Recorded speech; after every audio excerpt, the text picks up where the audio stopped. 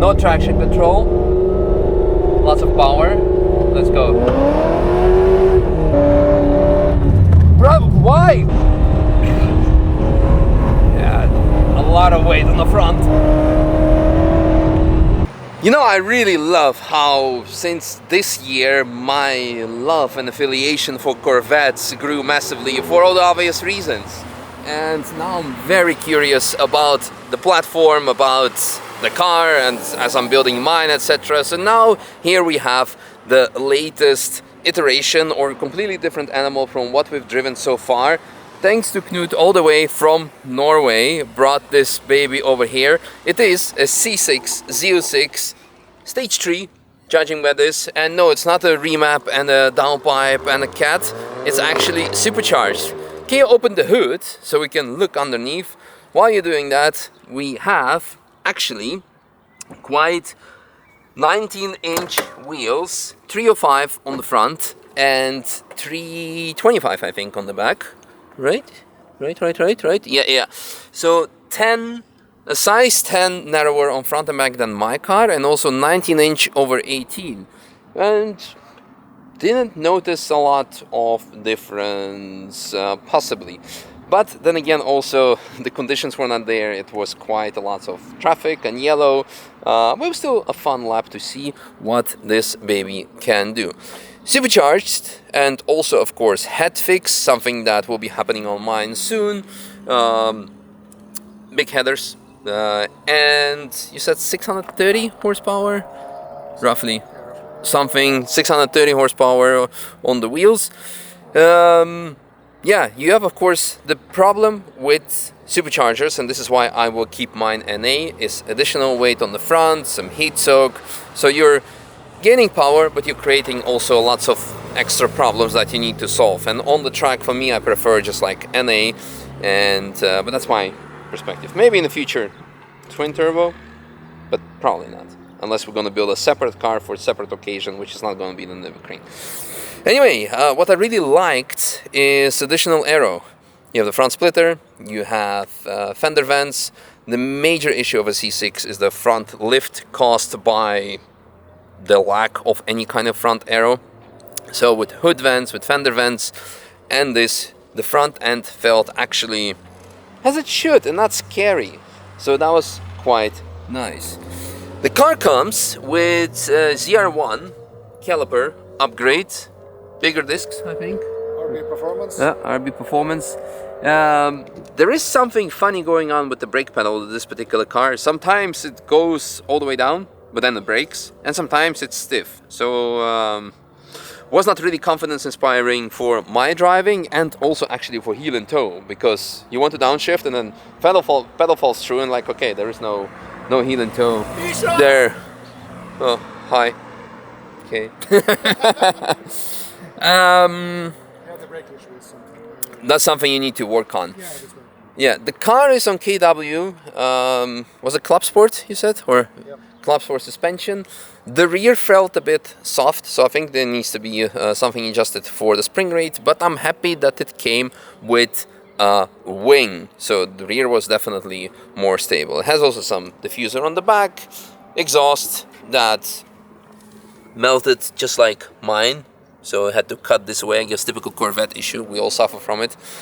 What's with those? Is it just like air outlets so you don't have the parachute effect on the back? Yeah, air out, so also there and between there. Oh, there as well. Yeah. Yeah, when you're running it Also fully on take the tracks. heat out from the exhaust. Yeah, makes sense. Yeah, we're gonna spend a lot of time on the rear because we want to make it like very, very functional. So I guess side pipe for us, because we want to make it a proper diffuser and the exhaust is blocking a lot of stuff. So, but yeah, anyway. Slow shitbox. Yay. Svika, by the way. We have on the inside the coolest feature. Look at this. So, on public sessions on the Nürburgring, you're not allowed to run seats with ears because, according to the German street law, road rules, logic, they block your mirrors or side view. They apparently don't block it during 24 hours of Nürburgring for race cars, when you're driving at night and need to look your mirrors, but on the road, anyway, different discussion. You cannot win against German logic. We have, yeah, actually, steering-wise, everything is still same, different seats, yeah, with cut-off ears because it's not allowed. Shorter shifter, which felt very, very nice, actually. And I think that's kind of it. Is there anything else worth mentioning that we lost, forgot? There is a half cage. Yeah, there we go. And what I actually did like is that your tunnel was not getting hot, the transmission tunnel. Because although you have the insulation taken off, mine becomes like a massive cooking pot. We have the same basically thing, like the stuff taking off. But this is also TR56, I guess, or is it TR60? Yeah, 60, I think. But, 60. but I was isolating the exhaust underneath. But that's why I got the extra heat in the back. So that's why it's melted. This. Yeah. All right. Yeah. So I guess once I install like a more free-flowing exhaust, we should not have that issue anymore. So nice. Excited. Well, that's all there is to it. That was very nice to drive and to have some fun, to see how different iteration of a Corvette performs. So thank you very much for this opportunity. Yeah. And you guys, oh, look at that, the Red Bull car.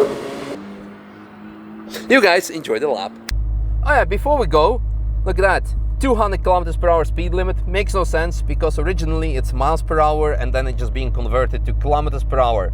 Since it's not showing us the higher top speed, I do see it on the heads-up display, but for you guys we also have heads-up display thanks to DRAGY. So use code Misha on godragy.com to get your own pocket-sized telemetry.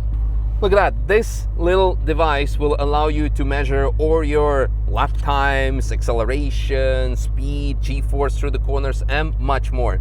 And for me as a content creator it's handy because I can show you this actual GPS speed in kilometer per hour and also miles per hour and any other distance unit of your liking. If you want to do some feet per minute, possibly you can calibrate that.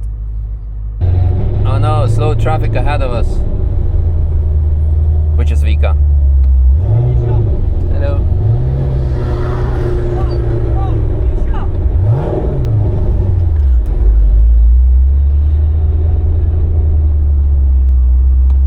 Alrighty, welcome aboard. Super excited to drive this baby. Because this is even closer to my Corvette's final form. No traction control, lots of power. Let's go.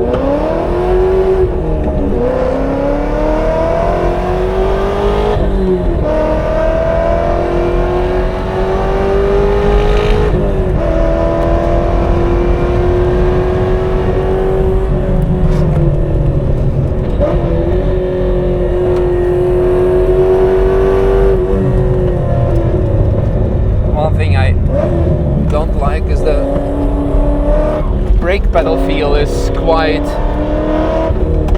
interesting.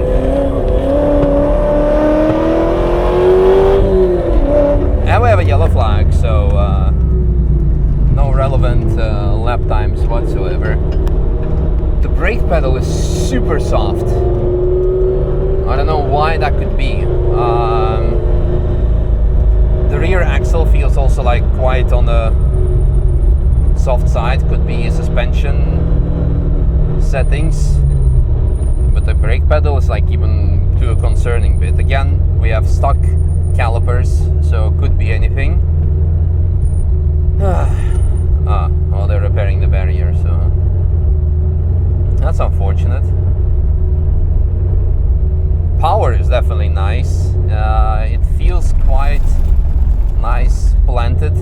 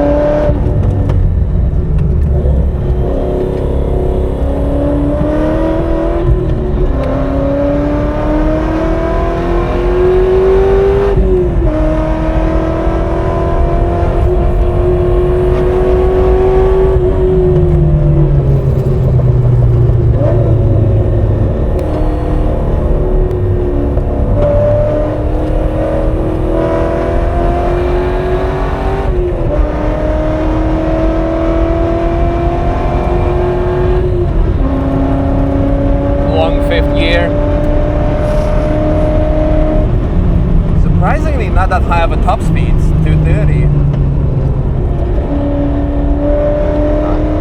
Then of course we didn't have too good of an exit.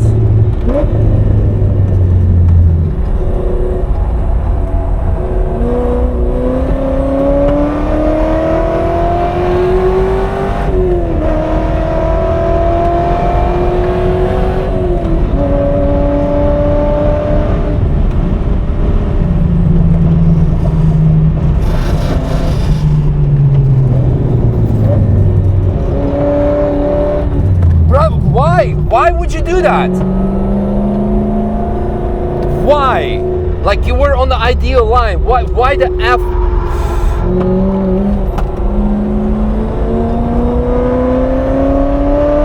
Anyway, always expect the most unexpected things from rental cars.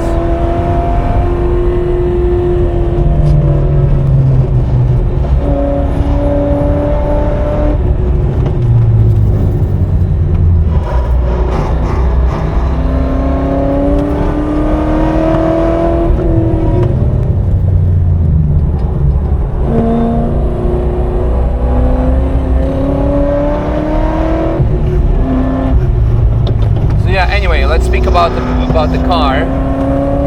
The brake pedal feel is quite really unhappy about. It's something that Knut, the owner, told me about as well.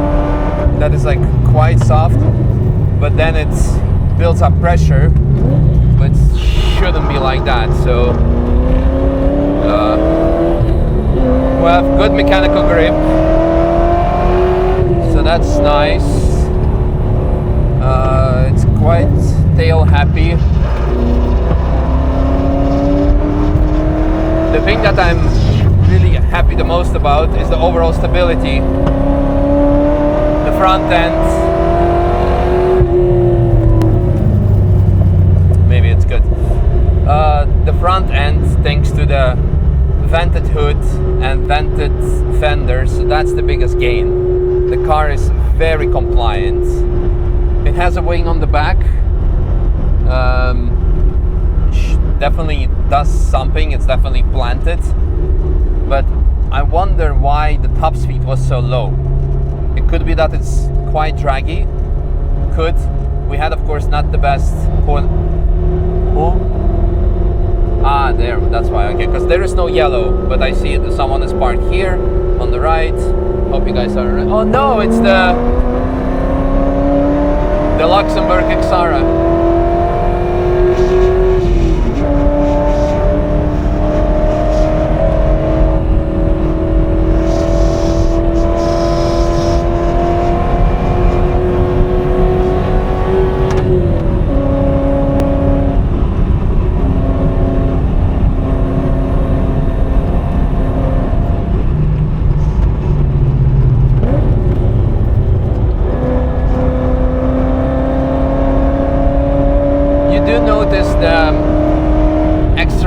Front axle from the Supercharger, so it's a bit more understeery. Oh man, the pedal is very flat to the floor. There's not going to be any push lap.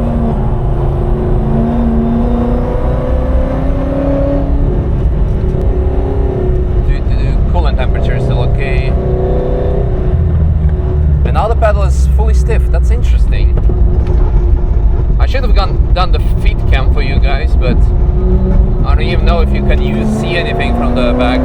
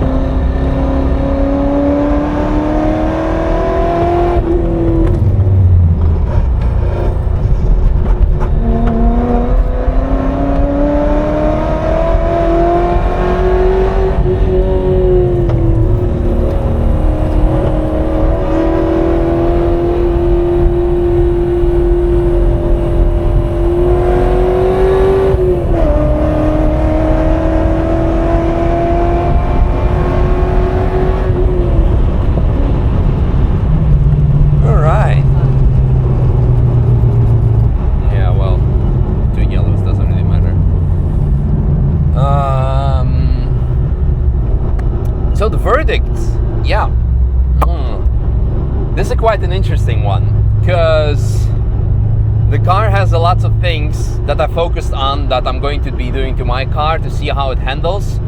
So most important thing is the front end lift, which is not there because you have now fender vents, you have a splitter, you have hood vents as well. You have also quite more weight of the supercharger on the front, so it's not lifting. So the front end is quite compliant. The problem is you do have the weight of the supercharger, so it feels understeery on the front axle because you need to really like carry more weight of that. So I'm happy that I'm gonna be keeping mine NA. Maybe in a few years we'll do twin turbo setup or something for some silly reason, but unless you're doing time attack for one lap like Ferris does, of course, makes very little sense, because on the ring, like 700 horsepower is more than enough, GT2 RS levels, and that's all you need really, because at that point it becomes very big challenge to drive. Now, so the vent is good. We have also, of course, a wing. Like I said, it does stuff, but I wonder if the overall speed impression that I had, it was not mind-blowing. So it could be because of the heat soak that the timing, the ignition timing was reduced to avoid engine damage, which is quite normal. Could be that there is a drag on the back. Don't know, hard to say. I don't know if I expected more from it, power-wise. Maybe I'm just spoiled. But it was, oh look at that, speaking of the devil, GT2 RS. It was good. But, like, did it feel like much more torque than 150 horsepower more, or actually significantly more, because this is apparently 630 at the wheels, and mine should be 500 if there is anything even left of that stock on the crank. Do I care? Not really. The interesting bit was the handling package. Really didn't like the brakes, because the pedal was really soft, and then it would grip, of course, but it's like the feeling of like, okay, we have no brakes at all, and apparently it's something normal, or like a feature of the car. So that was like, but again, for me, it's like the chassis compliance. It was very steerable, very rotatable, so that was very, very nice. So I'm looking forward to see how mine is going to perform. So this was overall very nice.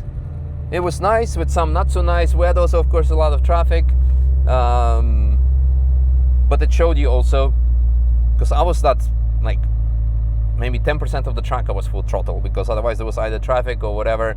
Like when we were with the GT4 RS in Brunchen, I was using like 20% of throttle application, and that's actually extremely capable, extremely nice car. So overall, happy to see this kind of iteration of the Corvette. Supercharged Z06. ZR1, we've driven a very stock one very, very long time ago, before I was even doing onboards or whatsoever. So it'd be nice to see, to try that one or etc. But I'm looking forward to finishing mine and sharing the excitement with you guys. So yeah, thank you very much to Knut for giving me the opportunity to try out his and the trust, and on to the next one. Bye.